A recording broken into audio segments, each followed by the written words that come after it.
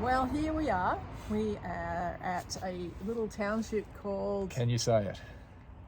Tallangatta. Yes, I you did can. it. I did it. I've tried that like 50 times and got it wrong. Apparently Anyway. it's not Tallangatta. Well, that's what you think. That's not what the sign says. Anyway, so we're here and it doesn't look like a township because actually the real town is a few kilometres that way. And behind us though, you'll see all that water. That is part of the Hume Weir Dam sort of system, lakes and stuff. So one of the big water catchments in Victoria, New South Wales. And there used to be a town right there called Tallangatta. Yes, indeed. And now Tallangatta is up the hill and out of the water and all that sort of stuff. But, you know, that must have been a bit of a scary time for these guys when they were given notice that there was going to be a dam built and that they were going to be flooded out and they had to do something about that. It's a pretty significant circumstance when you've built a house, maybe your family's established the land, the property, whatever, maybe they've been there 100 years, who knows. Well, they actually established here in 1830 and they got notice about the flooding or the plan for the dam in 1918, so it'd be nearly 100 years that some families would have been here. Yeah. And then to be told, no, the whole thing's going to get flooded, you're going to be gone. Move on. Yeah, move on, get out of here. Fortunately, when the dam first went up, it actually wasn't going to affect them, so they sort of had a reprieve in 1936 when the dam was actually first established. And then the inevitable came in the 50s and they had to go because they raised the wall of the dam, and this is now the result.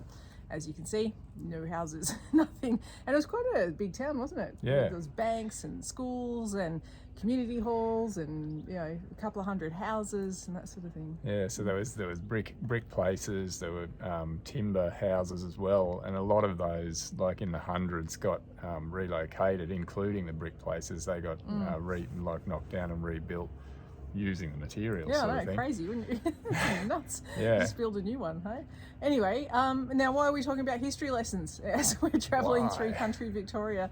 Well, simply because that would be a circumstance really you couldn't do much about. You know, it's a circumstance, it's happening. You know, the government's decided that in the good of the country we need to have water storage, and you just happen to build in the wrong place, buddy. Up you go. But does that mean that they had to get into, you know, fighting it and getting all against it and making sure it didn't happen or anything? You know, I'm sure there were some people that did that, but it would have held them away from creating the type of life that they really wanted to create.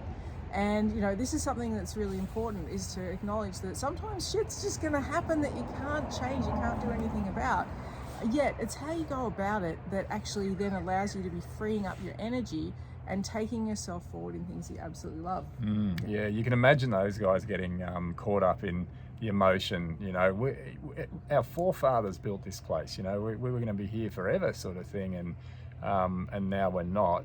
And feel, you know, if they got involved in this powerless victimhood in relation to those external circumstances and the agendas of governments and others, then they just push the pause on their own possibility and their own potential for something new, something beyond where they're currently at.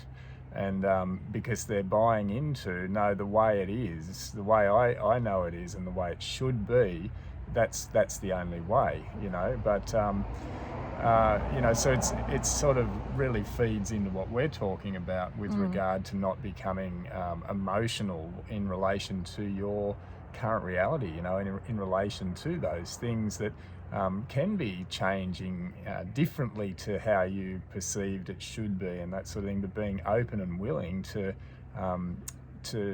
look for the opportunity rather than looking for the problem in what's going on, because there's just always opportunity, isn't there? Absolutely. And there's always problems too. And so depending on where you choose to come from, you'll see one or the other, but not often both. No, that's right. And you could imagine that there'd be some people who were hell-bent against the whole thing for the whole time. That's nearly 30 years of being caught up in a circumstance, right? And feeling powerless to that circumstance. And then there would have been other people who would go, okay, cool, awesome opportunity. Where else would I love to live in this area, or even somewhere completely different? And they would have up and gone and established themselves, and then just got on with creating really the bigger version of the dream that they would have had at that stage. So, this also relates to some of the work that we bring forward in the Intrepid Creator. So this is a program that actually helps you to become an emotional master in your current reality, allowing yourself to be with things, not having to force change or make things different. You can actually be with what's going on because you're in charge of your emotions, and you can reorganize everything so that your emotional energy, that beautiful currency that you have as a creator, can be funneled into moving forward. What are you creating now? What's the thing that's really worthy of your attention, rather than these circumstances and things that seem big, seem important, you seem powerless to, and that could be on any level, couldn't it? Yeah. So we in the Intrepid Creator, it's coming up soon, and Linda will talk about the dates with that. But it's about structure, and introducing you to structure in those key areas of life that allow you to take back your emotional power and to refocus the potency of that in the direction of those things that you really love, and that you're creating, because we all too often find ourselves spending our emotional currency on our current reality, and without knowing we're doing it, it can be slippery little slopes where we find ourselves emotionally invested in things that really they need to get done, they need to get handled, but they do not need you to invest your emotion in that. And so structures that can serve you in retaining your emotional power to put in those things that are deserving of it, and that will benefit from it, and while your bottom line's getting handled, because you have genius structures in place to support you in that happening. Absolutely. So, and it could be things like, if you're running around trying to set boundaries with everybody and create, the way that they should be in your world and to show up for you, perhaps it's good to come along and learn how to have that advanced level communication. First of all, taking responsibility for yourself and what you really want. And then, if it's appropriate, learn how to do the advanced level communication skills, for example. And that's just one area that we'll be bringing to you on the Intrepid Creator. Anyway, the dates will be for this one. June 23rd to 25th. We're starting on the Friday evening, and then we're going into all day Saturday, all day Sunday. This is Australian Eastern Time, but if you're anywhere in the world, we have our team in place that will be leading some guided replay sessions and taking you through the processes as well. Or you've got access, of course, to the recordings for a period of time after the conclusion of the event. And Craig and I will jump on and do an integration session as well, just to make sure everybody's got it, and if there's any questions or clarifications that you need, that you're sort of not just left hanging. We also have a private Facebook group that will help with that. It's just a pop-up one. It's just one we're going to run for the period of the program. But if you've got any questions or anything, and of course, not only will you have the structures to take away with you to then start to implement into all of the different areas of the life that we will be addressing, but you'll also have the incredible Money River tool that we have used for years and years, and we've taught to many people.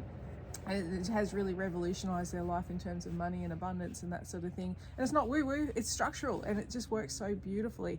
So we'd love to see you there. Whatever it calls to you, sign yourself up, and we will see you on the Intrepid Creator. Yeah, brilliant. See you there.